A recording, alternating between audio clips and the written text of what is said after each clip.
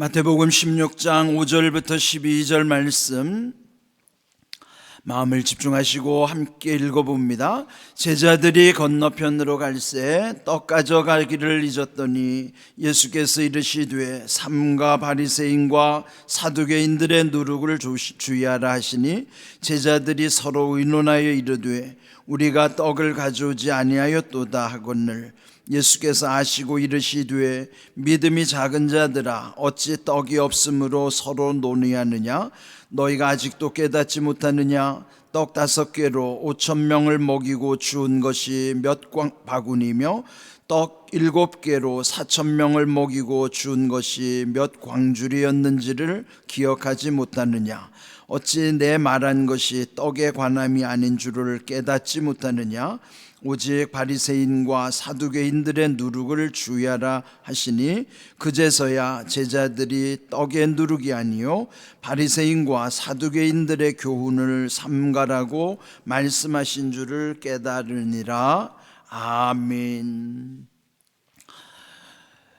예수님께서 그 갈릴리 바다에서 일어나는 현상들을 통해서 우리에게 주시는 교훈의 말씀을 계속 이어가고 있습니다. 풍랑이 일어날 때에 제자들이 그 바람을 보고 두려워했었죠. 그때 예수님 말씀하시기를 믿음이 작은 자들아 왜 두려워하느냐 그랬어요. 또 지난 시간에 주신 말씀은 물 위로 걸어오시는 예수님을 보고 또 베드로가 나도 걷게 하여 주십시오. 그때 예수님이 오라. 베드로가 물 위로 걸어가다가 풍랑 바람을 보고 바다로 빠져들어갔더라. 그때 예수님 하신 말씀이 믿음이 작은 자여 왜 의심하느냐 그랬어요. 오늘 주신 말씀도 그 갈릴리 바다를 건너면서 있었던 말씀입니다. 오늘 사건은 떡에 관한 내용이에요. 그들이 건너편으로 갈새 떡 가져가기를 잊었더니 예수님이 말씀하기를 삼가 바리새인과 사두개인들의 누룩을 주의하라. 그러면은 이 말씀하신 그 누룩이라고 하는 것이 떡을 부풀게 하는 거니까요. 네, 예수님은 여기서 누룩이라고 하는 것은 바리새인과 사두개인들이 외식하는 것, 참 믿음이 아닌 그런 위선적인 것들에 주의하라고 하는 말씀을 하신 것이죠. 그런데 이 제자들은 그 누룩이라는 연상이 떡과 관련이 되기 때문에 우리가 떡을 가져오는 걸 잊어버렸구나라고 이들이 지금 서로 논의하는 것입니다. 그때 예수님 말씀하시기를 믿음이 작은 자들아 어찌 떡이 없으므로 서로 논의하느냐 그러면서 아직도 깨닫지 못하느냐. 오늘 제목이 아직도 깨닫지 못하느냐. 말씀드린 것처럼 공통점은 그 갈릴리 바다에서 이루어진 사건이고 또 공통점은 믿음이 작은 자들아라고 탄식하고 책망하신 내용이고 믿음이 작을 때 나타나는 3가지, 첫 번째 두려워하는 것이요, 둘째 의심이 생기는 것이요, 오늘 3번째 깨닫지 못하는 것이에요. 그러면 예수님과 함께 한다는 것만으로도 그들의 믿음은 바른 믿음인 것만은 분명해요. 우리도 지금 교회 다니는 것 자체가 진정한 주님의 교회에 출석하는 것은 바른 믿음인 것만은 분명합니다. 그런데 문제는 온전한 믿음으로 가지 못하기 때문이죠. 예수님이 믿음이 작은 자들아 라고 책망하신 것은 아직 우리의 믿음이 불완전함을 탄식하시는 거예요. 그렇다면 주님과 함께하는 바른 믿음이라 할지라도 온전한 믿음에 이르러야만 예수님이 말씀하신 대로 믿음이 작은 자들아 왜 두려워하느냐, 왜 의심하느냐, 아직도 깨닫지 못하느냐, 이 3가지 문제를 해결할 수 있단 말이에요. 그러면 우리의 믿음이 온전하려면 어떻게 해야 될까요? 오늘 주신 이 말씀 속에서 너희들이 떡 문제로 고민하느냐, 이미 너희들이 경험하지 않았느냐, 5병이요 7병이요, 보리떡 5개 물고기 2마리, 보리떡 7개 물고기 2마리, 그로써 5,000명도 먹이시고 4,000명도 먹이셨던 그 사건을 모르느냐. 그런데 왜 너희가 떡 없는 걸로 염려하느냐 말이에요. 이 떡의 문제는 오늘 우리에게는요, 먹고 사는 문제라고요. 또 크게 해석하면 우리의 모든 문제라고 할 수 있어요. 그렇다면 우리가 늘 이 문제에만 집착하다 보니까 예수님의 말씀이 깨달아지지가 않는 거예요. 왜 깨닫지 못할까요? 아직도 깨닫지 못하는 까닭은 내 문제에 너무 집착해 있기 때문이에요. 먹고 사는 것 중요하죠. 문제 해결 중요합니다. 그런데 그것에만 집착한다고 해서 문제 해결되지 않아요.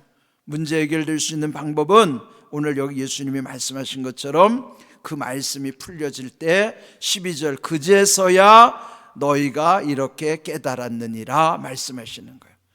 그런 비결이 뭘까요? 문제에 집착하지 말고 말씀에 집중하라 하는 거예요. 말씀에 집중하면 그 말씀 속에서도 이런 모든 문제가 풀려지도록 하게 하시는 것입니다. 그래서 이번 우리가 40일 순례 여정을 통해서 목표로 하는 것은 우리의 믿음이 바르다는 것을 먼저 확인하고, 여러분 이 바르지 않은 믿음이 우리 주변에 얼마나 많은지 몰라요. 교회를 다녀도 예수님을 제대로 믿지 않으면 이게 바른 믿음이 될 수가 없습니다. 그러므로 예수님과 함께하는 그 바른 믿음에서 만족하지 말고 예수님의 말씀에 집중하는 온전한 믿음으로 가야 하는 거예요. 그럴 때 그 온전한 믿음이 결국 우리의 믿음이 성숙해지는 것이고, 주님이 말씀하신 대로 우리 인생에 뭔가 두렵게 하는 현상들이 우리가 눌리지 않는 거예요. 또 하나님의 약속에 대해서 절대 의심하지 않아요. 뿐만 아니라 오늘 주신 말씀처럼 말씀이 깨달아지는 것이에요. 말씀이 왜 깨달아지는 게 중요할까요? 말씀이 깨달아지는 말씀만이 나의 말씀이 되는 거예요.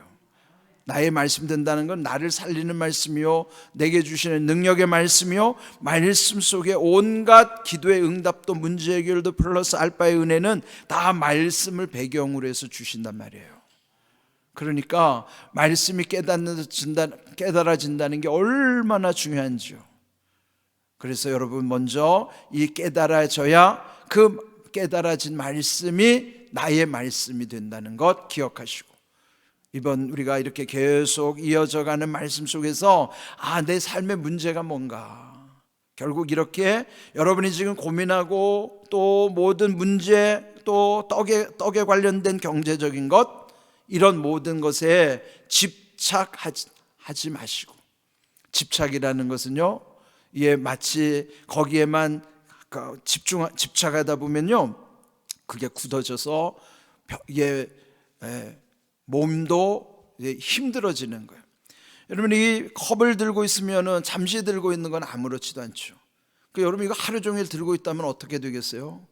몸이 마비된다고요. 이걸 잠깐 들고 있는 건 아무 문제도 안 됩니다. 우리가 고민하는 것, 잠깐 고민하는 건 아무 문제도 안 돼요. 그런데 계속 고민하고 있으면 이거 하루 종일 들고 있다가 내 몸이 굳어지는 것처럼 우리의 모든 스트레스는 내려놔야지. 이거 무거우면 내려놓으면 되잖아요. 그러니까 여러분의 모든 문제도 주님 앞에 내려놔야 돼요. 그리고 말씀에 집중하십시오. 그러면 그 여러분이 집중한 말씀 속에는 오늘 주시는 여기 주신 예수님 말씀처럼 그제서야 깨달으니라, 깨달아진 말씀 속에는 기도응답, 문제 해결, 하나님의 은혜가 임한다는 것을 기억하시고, 오늘 주신 말씀, 또 지금 계속 예수님이 우리에게 질문을 하시는 거예요. 왜 두려워하느냐? 왜 의심하느냐? 왜 아직도 깨닫지 못하느냐? 공통점이 뭐예요? 믿음이 작은 자들이라는 공통점이에요. 그 결국 누구에게 주신 말씀입니까? 나에게 주시는 말씀입니다. 그래서 이 말씀 속에서 여러분이 중요한 것, 말씀이 깨달아지는 것이 은혜구나. 그래서 오늘 주신 말씀처럼 여러분이 말씀에 집중하십시오. 이번 40일 순례 여정 말씀을 집중하면서 함께 순례 여정을 갈 때 그 여러분에게 주시는 말씀 속에 하나님께서 놀랍게 은혜 주시고 또 응답하실 줄로 믿습니다. 말씀대로 이루어지는 은혜와 복이 여러분 모두에게 임하기를 주님의 이름으로 축복합니다. 아멘.